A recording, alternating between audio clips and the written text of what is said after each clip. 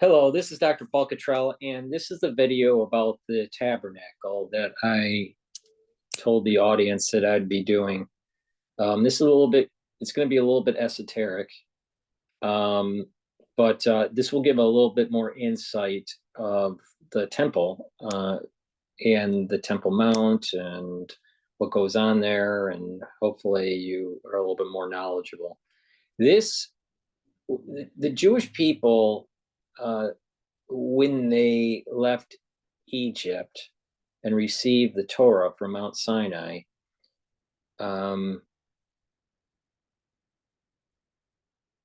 had to construct a tabernacle, which is basically the temple activities while they were roaming in the desert.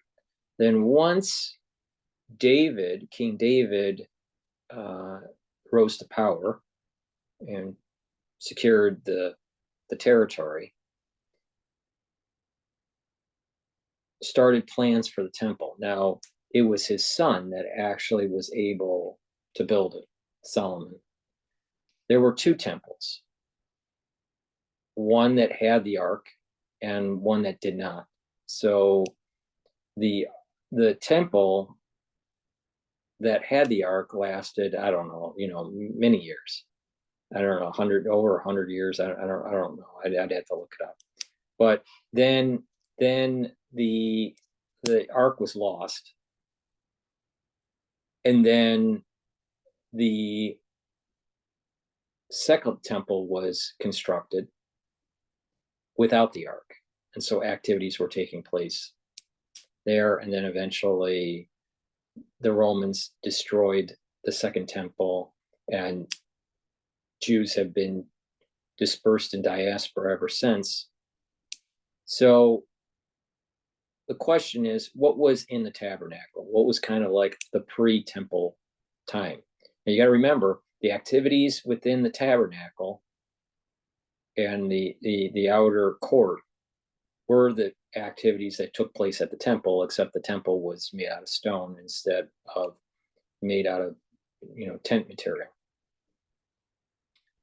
All right, so the picture that you see here is kind of a see-through of the tabernacle and the outer gate. Okay, so like right here, over here is the outer gate. Okay, and this right here is the actual tabernacle. Now, in the tabernacle, there are curtains that had to be made out of certain types of material and weaved in a certain way. There are these locks, right, or rings that were produced, in a certain amount of them, and had to be made out of a certain amount of material. You had the menorah that had to be on the south side. You had the table, shulchan, that had the loaves of bread, and I believe there was incense on here. Then you had the golden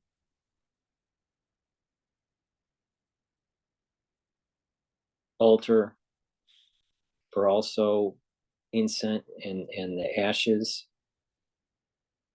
maybe just the ashes, I'm not sure. You had the special weaving of these curtains, also with rods. This is all described in the Torah, exactly the material and how it was made. It's pretty involved. And then the different types of material for the roof of the tent for the tabernacle. The big thing here is obviously within the Holy of Holies, the actual ark. Okay, and in the ark is the 10 Commandments, also the broken tablets of the 10 Commandments. So you have the second ones and the original ones. There's a jar, supposedly, of the manna in the ark. And then what was supposed to rest, and there's different commentaries that state this, but what was also supposed to rest was a Torah scroll, the rest on the ark, or on the poles of the ark. Now, my understanding is it was the Kohanim on Yom Kippur that saw the ark, and any other holiday or normal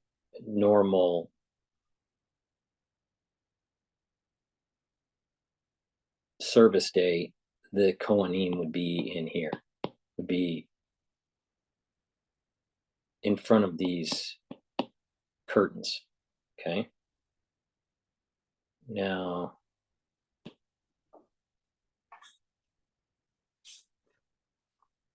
what's important in this picture is to realize that the rods were in this direction. The rods for the shulchan were here. The rods were going this way for the golden altar. And then the rods for the ark were going this way. This is west. I'm sorry. This is east.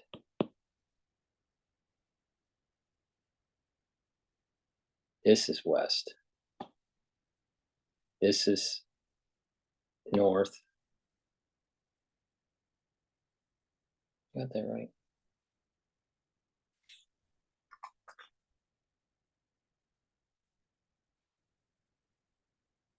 No, I got the directions wrong here. Hold on. Okay, let's redo that. This is west. This is north. This is south. This is north. And this is going to be east. So to enter into the outer court, there was an eastern gate. Okay. Now I'm going to clear this. And I'm going to move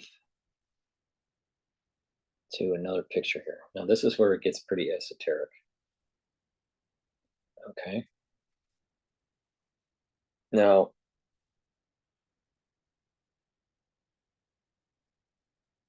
remember, the ark is really going this direction, not the way this picture is portraying it. Just keep that in mind. Okay, again, this is east, west, north, and south. Okay, and the compass here, so I'll clear that. All right, now you have the table, the shulchan, that has the bread, the oil. I'm not sure if there was incense on this table or not. And then there are the ashes, and then the incense. The incense goes into the golden altar. Then you have the menorah. This right here is those curtains that I was showing you. And then right here is that curtain that was separating the ark with the holy place. So the Holy of Holies is this, and then the holy place is this, and then the outer court is this one. Okay. Now, the eastern gate was right here. And then in the outer court, the Kohanim would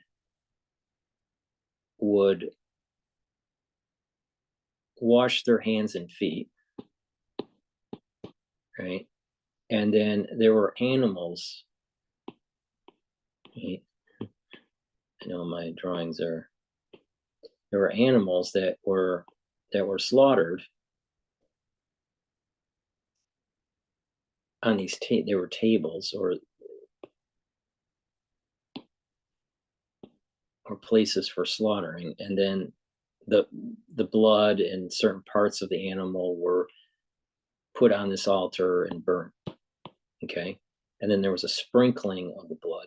Now, sometimes the blood was sprinkled on the curtain here when the Kohanim walked in and sprinkled the blood on the curtain. And then there was also some blood that was sprinkled on the floor.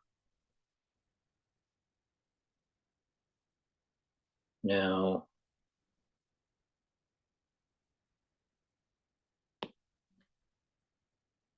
there were tribes that were settling on certain sides, right? And, you know, on the south side, there were Reuben, right? And, you know, other tribes, also some of the Levites. So what's interesting here is this, there were 3 tribes for the Levites. So you had a northern side for the Levites. You had a western side for the Levites and a southern side for the Levites. And then, you know, Judah and some other tribes were on the eastern side. And Ephraim, remember I was saying that I thought they were on the west side. So here's Ephraim. Ephraim came up, and I believe also Manasseh also came up in the Bible code. And I did that video on the Bible code. Okay, so you had different tribes that were settling around the tabernacle. And you're talking, you know, tens, if not hundreds of thousands of members within each tribe. So it was like, you know, some tribes were 70,000. It's mentioned in numbers, you know, how many people were in the tribe for each camp. So, but, you know, many tens of thousands, and in some cases, I believe over 100,000. Now,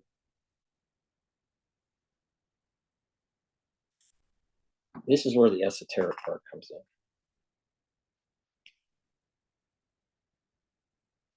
in. There are 4 main angels. And the angel for the north is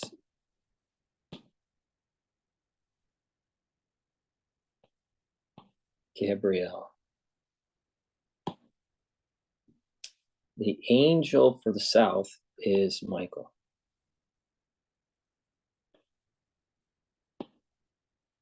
The angel for the east is Uriel.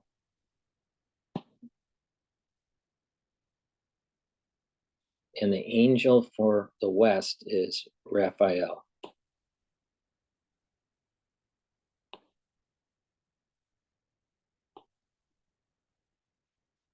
Now, these angels protect individuals on the side of the individual. For example, on the west side of the individual would be Raphael. The northern side of the individual would be Gabriel. The eastern side would be Uriel, and the southern side would be Michael. Now, people would ask, well, what side is that? You know, how does the human body correspond to the compass? Well, the southern side of the tabernacle correlates to the right side. The northern side of the tabernacle is the left side. So Gabriel is tied to the left of the individual. Michael is tied to the right of the individual. All right. So Michael's on your right, Gabriel's on your left. Right. And then my understanding is Uriel is in your front and Raphael is behind.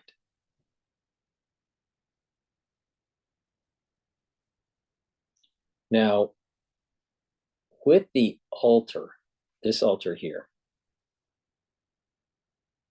and the horns on the altar here,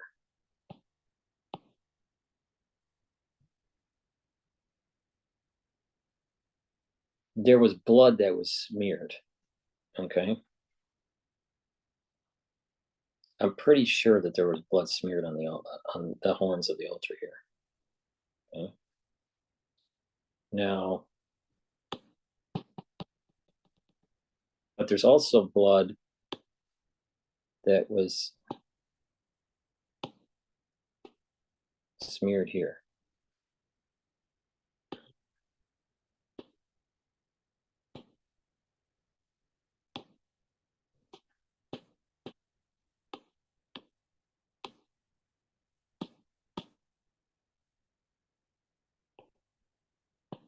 On these corners.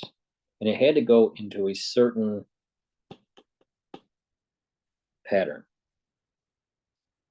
And the tetragrammaton is Yud, He, Vav, He, right? Now, that's God's name, the tetragrammaton. Now,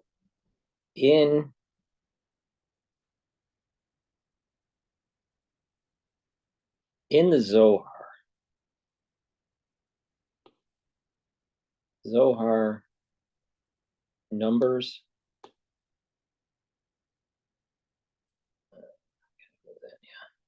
Zohar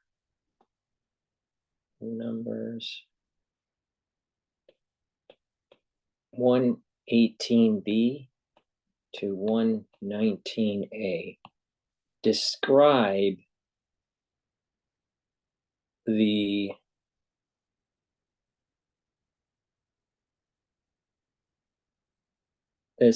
this altar and some of the angel directions.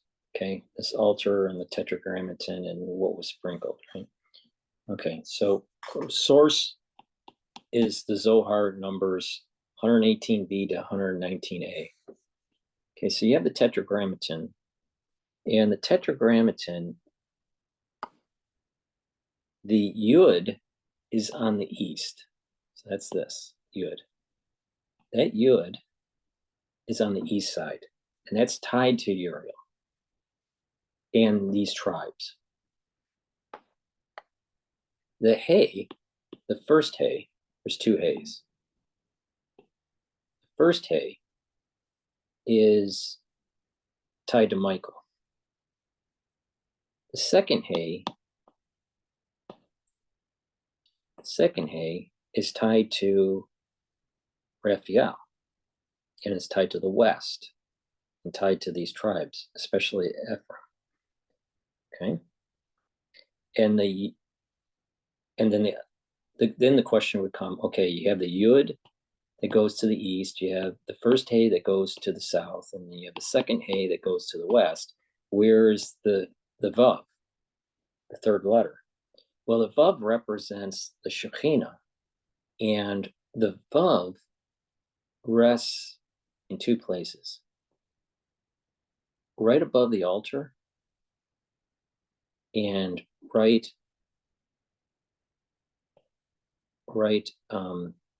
by the ark, right? There's some interpretation that the Vav is actually the center above the tabernacle.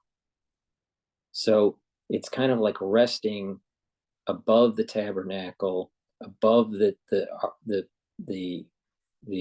ark and the Ark of the Covenant, and then above the altar, right? Okay, with this concept,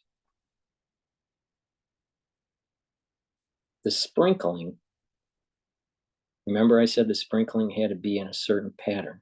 So they slaughter the animal, they take the blood from the carotid artery, right? And then they capture it in a certain vessel, and they're moving the vessel. They have to do this quickly so it doesn't coagulate. And they're moving the vessels in such a way where it's not coagulating. And then they sprinkle the blood on the corners in a certain direction. And then for some animals, certain pieces are burnt on the altar, cut a certain way and put up on the altar and burn. And that's part of the ashes that eventually are picked up and taken out. Now, the direction of the blood is this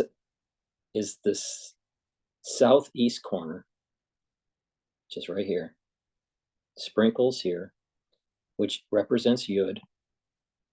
So the point I'm making is that the sacrifice is tied to the tetragrammaton. The southeastern corner of the altar is sprinkled, that the blood is poured or sprinkled for this corner. And remember, my understanding is that there's also blood that's actually smeared on the horns of this altar. But I could be wrong on that. But my understanding is that at certain points in time they did that. But this is questionable. I'd have to research that. But for sure on the altar, they poured and sprinkled on this corner. All right. And that represents the Yud. Then they went in a counterclockwise. So they sprinkle on the southeast corner, then the northeast corner. That is the first hay. So now when you look at the tetragrammaton, the Yud hay, the first part of it is the southeast, southwest. Now that's tied to Gabriel and Michael. If you want to be in the order of the sprinkling, it would be technically Michael and then Gabriel. So it's kind of strengthening the right and strengthening the tribes of the south, and then strengthening the left and strengthening the tribes of the left in Gabriel. Okay. Then the third hay is the northwestern corner, and that is pacifying or strengthening the tribes like Ephraim and the angel Raphael. There is a sprinkling in the southwestern corner, but I cannot explain to you in terms of the tetragrammaton why that is, because technically the vav, the third letter, is above the altar. Now, there is this concept of the Sefirot, right? And then you have these different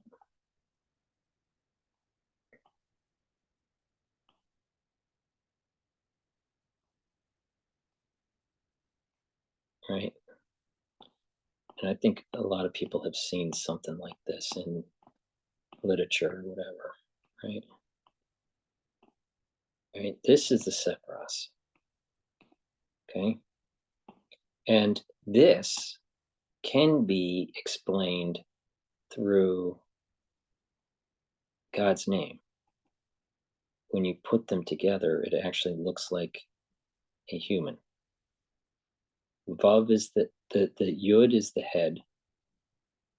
Then the Hay is 5. It is, right? Then the Vav is the next 6.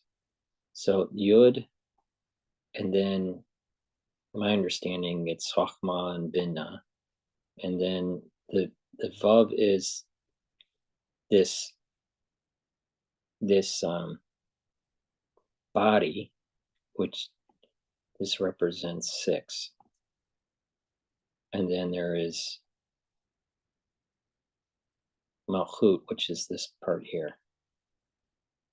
So let me redraw it so it looks a little. So Yud, Hey, Vav, Hey. The head, the shoulders, the body, the arms, the torso is the Vav, and the Hey is the actual, you see the kind of the feet, but this is really kingdom, kingship, right? So they're charging. Remember I was saying you can charge the Sephiros? Well, you're charging the Sephiros through the slaughtering of the animal and the sprinkling on the altar on the each corners.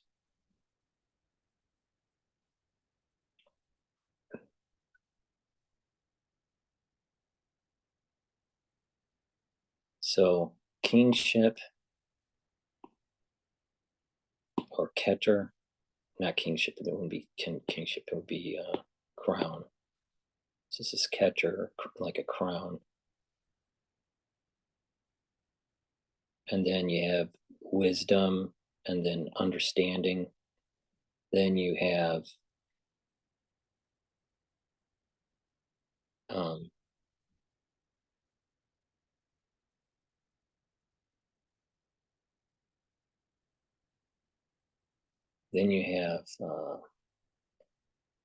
mercy, strength, beauty, victory, splendor, and then foundation. So there's the 6 there, which represents this part. So you had 6, 7, 8, 9, and then the bottom part is what is called Malchut, or like kingship.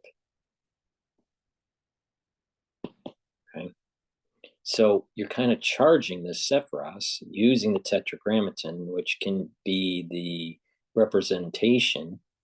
All right, the Sephiros is kind of a representation of holiness, and you can use this to kind of activate. That's the whole idea of the tabernacle, and using the slaughtering of the certain types of animals and sprinkling in a certain direction to be able to charge the different angels and the different tribes and the right and left of an individual, right? The right and the left. So now once that sprinkling happens, then the Kohanim would go in, and my understanding is they're bringing in ashes and sprinkling certain blood on this curtain for Yom Kippur. They light the menorah in a certain pattern at certain times of the day. They have loaves of bread, 6 loaves here, 6 loaves here. There may be some oil that's here, and then the incense is put on here. During this process, I also think maybe it's just on Yom Kippur, but I thought they also do the blood smearing on the corner of the altar, on the golden altar in the holy place, not just in the outer court, like right here. So I think this is kind of an interesting thing to see, that there is the tabernacle. Let me clear this. I just think it's kind of interesting to see that the tabernacle is, related to the tribes.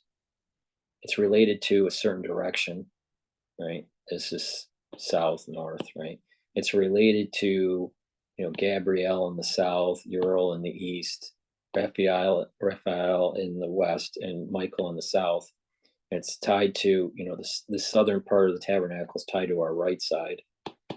the northern part of the tabernacle is tied to our left side. My understanding is the east is actually our front, right, or our anterior, and that was Uriel, right, and Raphael is our back. That's my understanding. And then this whole idea of taking the slaughtered animal and taking the energy from it to usually these are like sin offerings, or daily burnt offerings, and this is to kind of cleanse the congregation, cleanse the Kohanim, cleanse the individual by sprinkling counterclockwise from southeast to northeast to northwest to southwest, and that you're charging the tetragrammaton Yud Hey, the second Hey, and the Vav is in the center of the altar. So that's now I don't understand the reason why Hey is not here and Vav is here. The Shekhinah, I think, has to be above. These 6 attributes have to be above, so, not on a corner. So, but I don't understand the deeper meaning of that.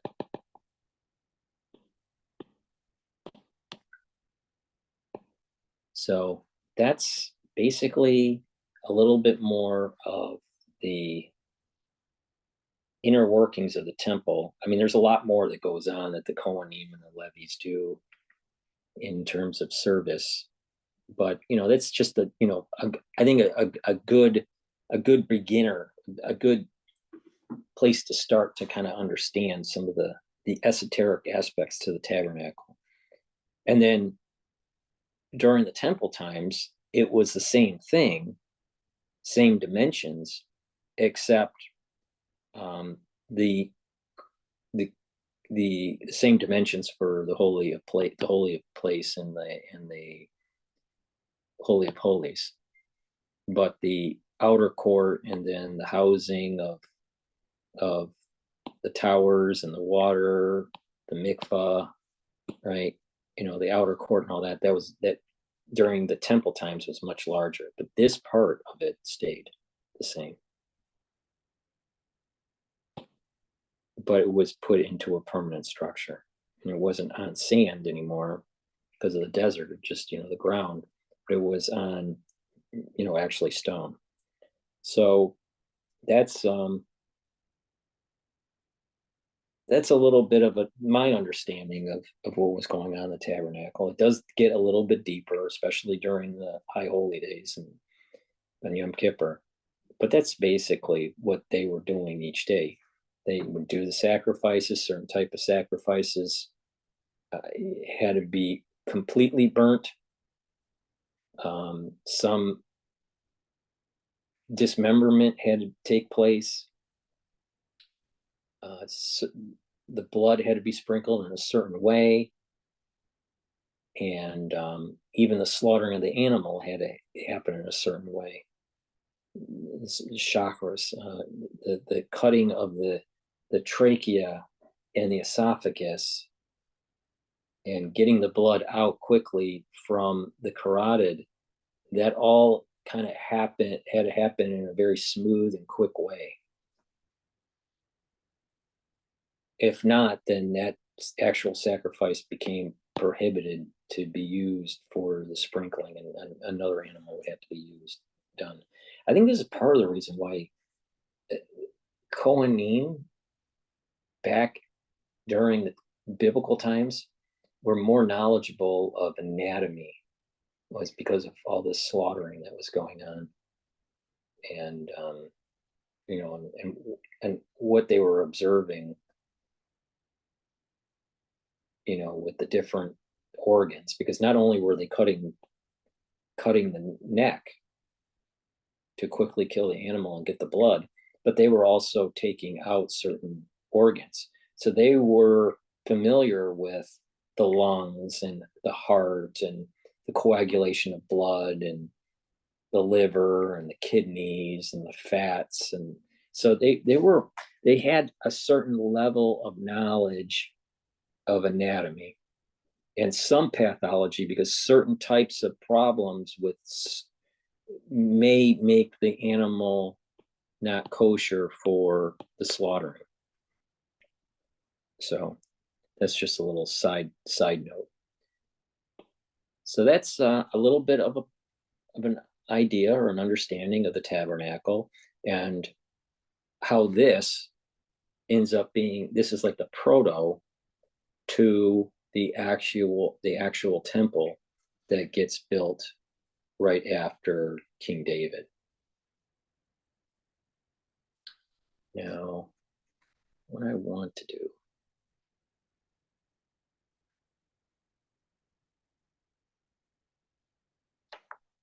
is,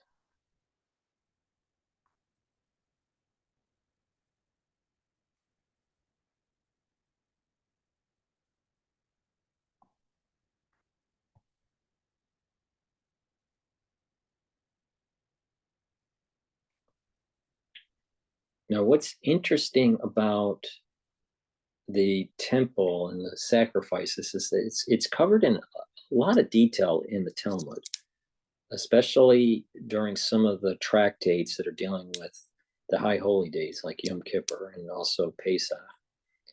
And some others, but the ones I've read, it was more tied to Yom Kippur and Pesach.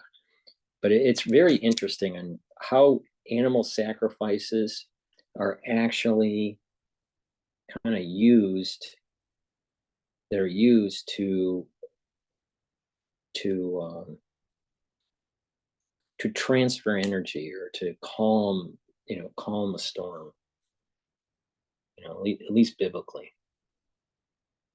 Now, what I wanted to do is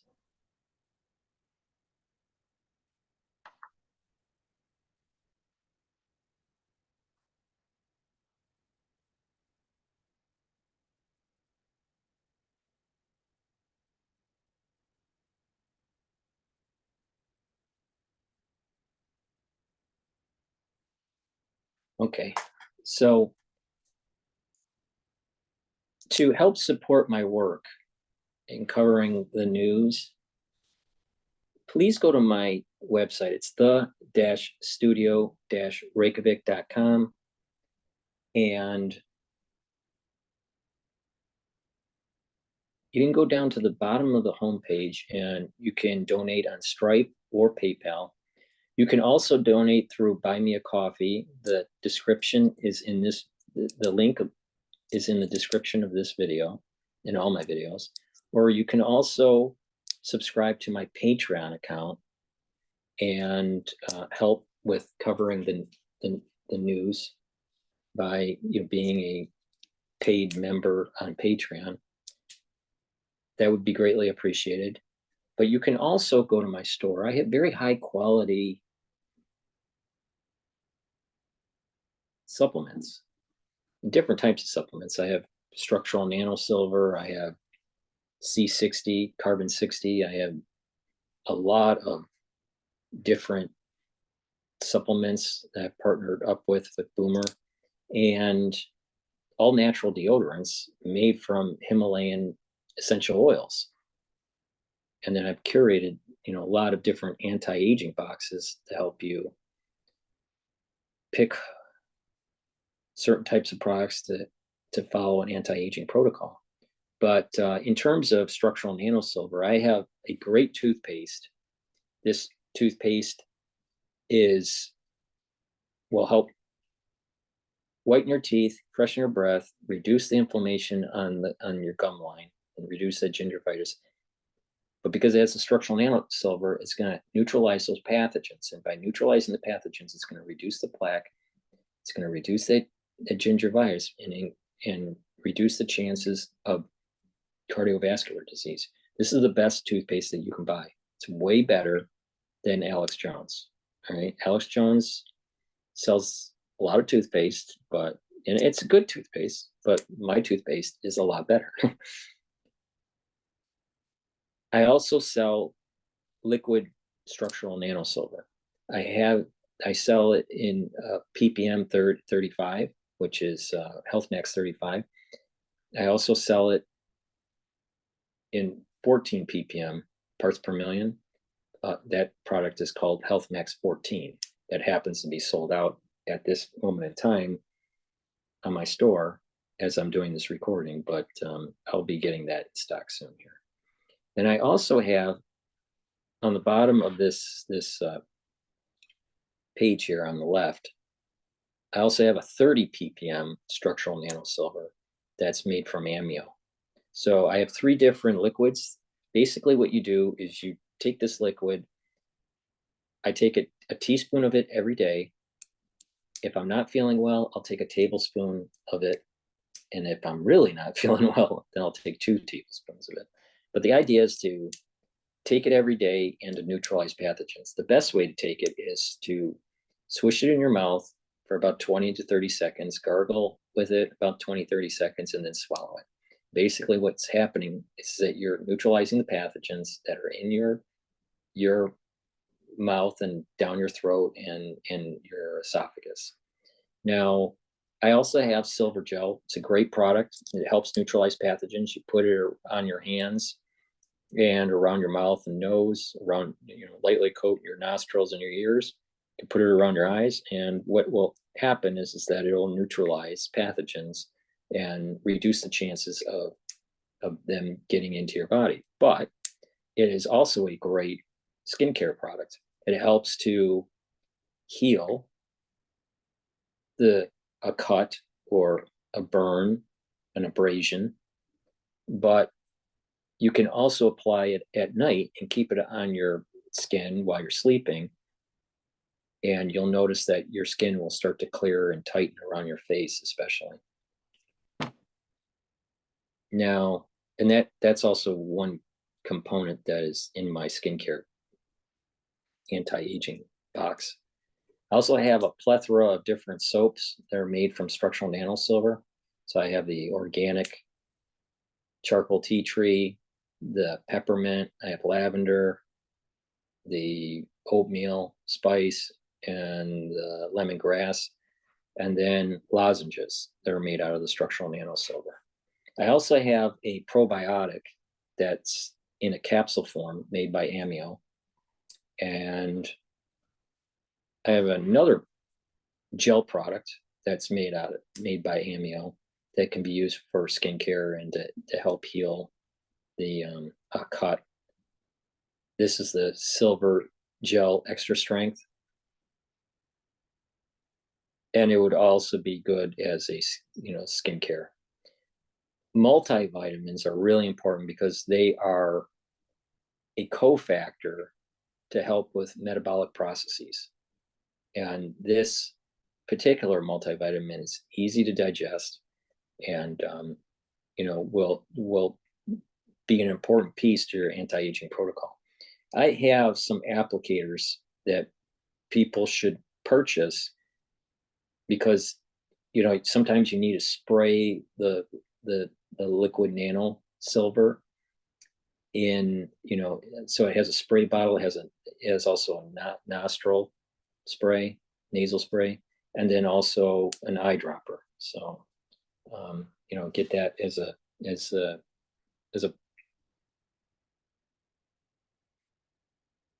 a product that you should be putting in your medicine cabinet just in case you need it.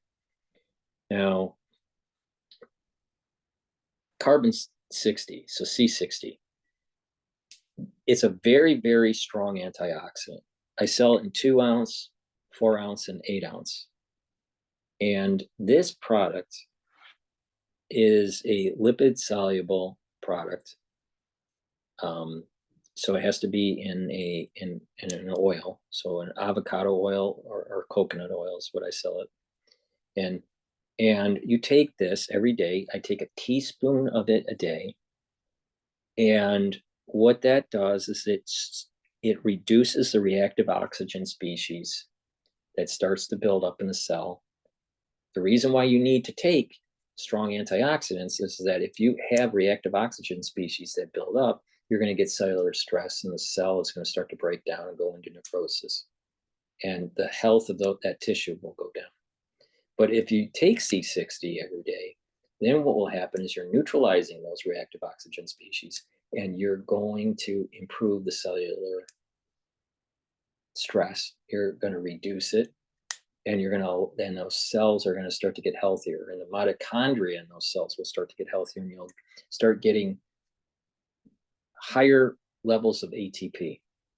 So this is a very strong antioxidant and extremely good, and it's a major part of my anti-aging protocol.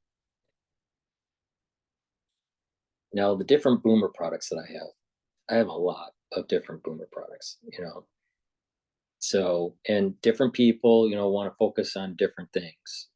But, starting from the first boomer product that's on this list, the D3 is really important to help to absorb calcium. And not only that, when you use D3 with K2, MK7, ashwagandha, and turmeric, and C60, what will happen is that you will start to reduce your plaque buildup, which causes cardiovascular disease. But you also have to take C60 with that. So, to reduce plaque, you can take D3, K2, MK7, which is a type of K2, turmeric and ashwagandha with C60, and you're going to start to see an improvement on your cardiovascular health. I've done many videos on it. Maybe I'll do another video to explain why, but also D3 helps to get rid of cells by helping with the apoptosis. And then D3 is a great cofactor for transcription. So your cells need to transcribe genes. And when those genes if you don't have enough D3, then your genes aren't transcribing properly, and the cellular processes are not to an efficient level that they should be. So D3 will help the overall health of your tissue. So that's just a really simple way to improve your health, is just taking D3. It's not just calcium absorption. There's a lot of other things that D3 is doing. Vitamin C, it's a great antioxidant, but it's not as strong as C60, but you still need vitamin C. Vitamin C is really important for your skin. Omega-3, very important for cardiovascular health. Now, ashwagandha controls your blood glucose levels, right? And also your stress response. But controlling blood glucose levels is really, really important, especially in the United States. Good Night formula has melatonin and tryptophan in it. This will help to improve your sleep and get you into REM sleep. You need REM, the REM cycles. You need about 3 of them a night. When you have REM sleep, you're going to feel more rested, and not only that, you're going to solidify memories better. Your memory will improve when you have proper sleep. I have a powdered probiotic that I take every day, which is this premium probiotic with metabolites. Resveratrol, a very nice antioxidant. It works well with C60, and in addition, it helps to get rid of senescent cells. B-complex. B-complex is very important in metabolism, the electron transport chain. It's also involved in the TCA cycle, and also blood cells, helping with generating new blood cells. So if you're low on, let's say, B12, then you're going to have, chances are you're increasing the chances of macrocytic anemia. So taking B complex is really important. Turmeric. This is a part of the pillar to reduce that inflammatory response. Many people have too much inflammation, and taking it every day will improve that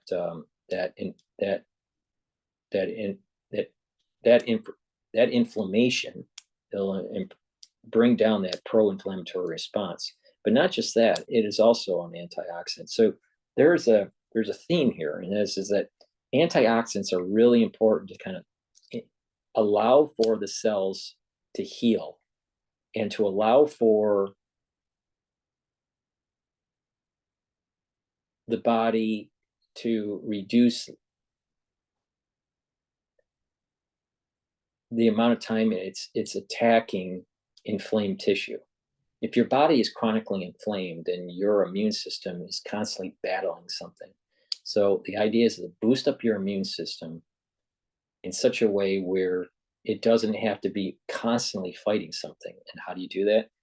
One, you have to neutralize pathogens, because if you're constantly getting sick all the time because of cold or whatever, then you're more inflamed, and your body is wearing down its immune system because it's constantly fighting something, right? So you neutralize pathogens, so it reduces the load on your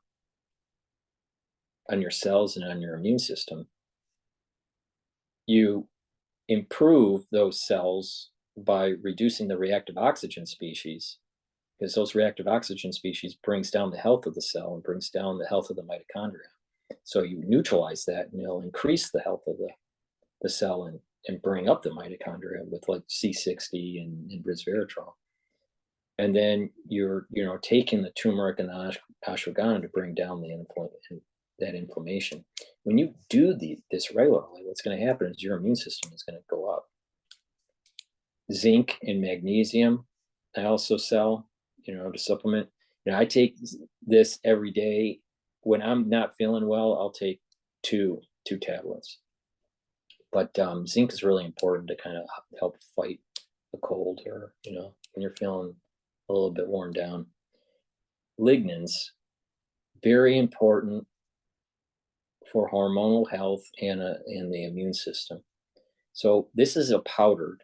This is flax powder, and I mix it with the probiotic, and I just put it in hummus. I make homemade hummus, and I just mix the powders in that every day for my lunch.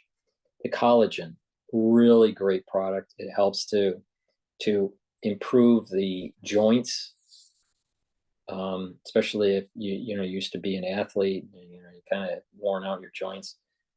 It's also a great product to improve your skin health. Again, like I said before, you take the vitamin C, you drink the 64 ounces of filtered water, and you put on the silver gel at night on your skin, and take the collagen, every day, and you're going to see an improvement on your skin. But if you also add in resveratrol in the C60, then what's going to happen is you're really improving the dermal layer, and you'll notice that your skin is kind of more vibrant. Digestive enzymes, really important product to take. A reason being that if when you get older, your pancreas doesn't work as well. And we secrete enzymes to break down carbohydrates, lipids, and proteins. Lipids are protein. So you have carbohydrates, you have proteins, and you have lipids. And lipids are coming from the fats that you eat. The protein is coming from like the meats that you eat.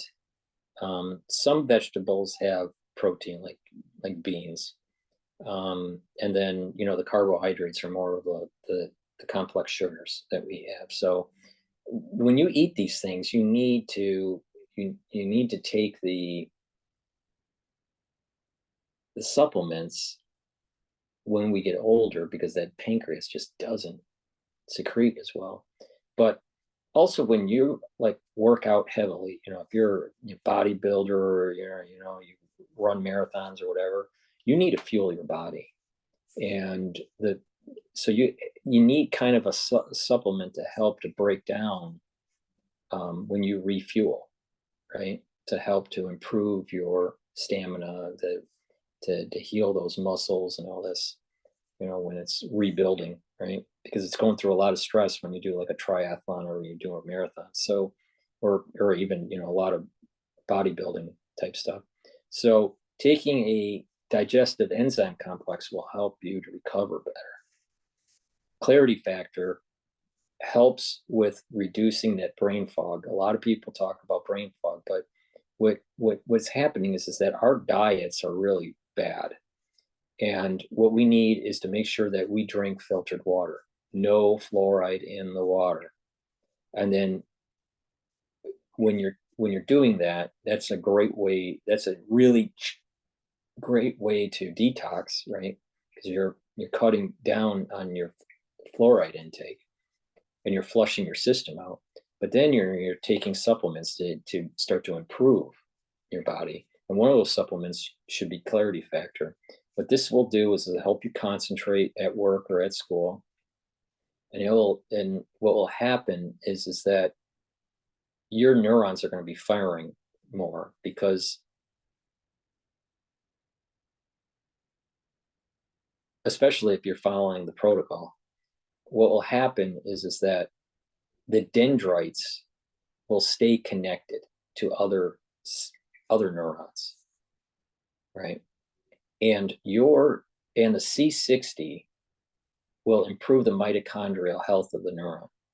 The neuron needs a lot of ATP because it's in combination of calcium is releasing neurotransmitters from the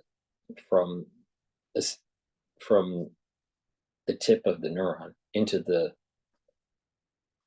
cleft between the presynaptic and the postsynaptic neuron. Well, when you have better mitochondrial health from the C60, you're going to fire better. But the compounds that are in Clarity Factor will also help with maintaining and improving the dendritic connections, because you're improving that firing mechanism that's happening, and you're not having that recession of the dendrites. When we get older, because we're not challenging our brain, or because of our diet, lack of exercise, we do get dendritic recession that's taking place neurologically. And over time, it gets worse. And this is part of the reason why we kind of start moving slower and thinking slower, and we're not as vibrant. But when you start to try to reconnect these dendrites by taking C60 and Clarity Factor, you're going to improve your neurological health. So please take Clarity Factor. It is a great product. It will reduce brain fog, but if you follow the anti-aging protocol, you're really going to improve your neurological health. Now, I've partnered up with Rainbow Herbals, and we have 3 bars. The first bar is the Even Better bar, and that is a great product for skincare. You can apply it on your skin at night, and what you'll notice that as you're applying this every day, that it will soften up your skin. It is also a great product if you have muscle pain. Maybe you pulled a muscle or you overworked a muscle. You apply that on the skin, and within seconds, if not a minute, you are going to have less pain, if not the pain is eliminated. Now, it is also a great product to put on cuts, burns, minor burns, abrasions, acne. you'll notice that your skin is actually healing quicker. The reason why is all these bars that are on this page are made from essential oils from the Himalayas. And because of that, they're extremely high quality and very potent. And so what happens is that when you're using this product on a regular basis, you'll start to see an improvement of your skin. So please get the Even Better bar. You can use it as skincare or kind of a utility bar, because of a bug bite or a muscle pain or acne or, burns. So please get this product. It's a very, very high quality product, and you will be very happy on the results when you use it. I also have these two deodorants. I have a citrus deodorant and then a peppermint lavender tea tree deodorant. These are also made from the Himalayan essential oils, extremely high quality, all natural. They do not have any aluminum. And what will, use this as a deodorant, but they also, because of the high quality essential oils, and if you do it every day, it's actually a natural detox. So it's going to improve each day that you use it. It's going to improve your health. So please, purchase the deodorants that I have here. Now, I have curated many different anti-aging boxes, and I'm not going to go through each one, but it gives you an idea on how to begin an anti-aging protocol. And you either can pick and choose from individual items, or you can just pick a box and purchase an already curated box. But just to get you an idea, the anti-aging beginners box would have the Max 35, which is the neutralizes pathogens, the C60, very strong antioxidant, and the D3, which is a great transcriptional factor. Now, in the advanced box, you would get everything in the beginner's box, but you would also get vitamin C, the toothpaste, a deodorant, and the probiotic. So, you can see that, there are these different levels of the protocol to be able to improve your health. The deluxe box would have everything that I just mentioned before, except that it has the C60 in the 8-ounce, and it also has resveratrol. Now, now I have a all nano silver box, which has the Max 35, the toothpaste, the silver gel, the probiotic, the silver soap, and the silver lozenges. I have a anti-Fauci box for obvious reasons. Health Max 35, neutralize pathogens, D3, transcriptional factor, the magnesium and zinc tied to improve the immune system and fight, sickness. Turmeric, bring down the inflammation. The ashwagandha, control the blood glucose levels and bring down the inflammation. Now, I was talking about skincare. Now, I have a beginner's box for skincare, which is the silver gel, the vitamin C, and the collagen. Make sure you drink the 64 ounces of filtered water. And then the advanced box is everything that I said, but you also get the C60 and the resveratrol. So those are, some of the things to help improve your health.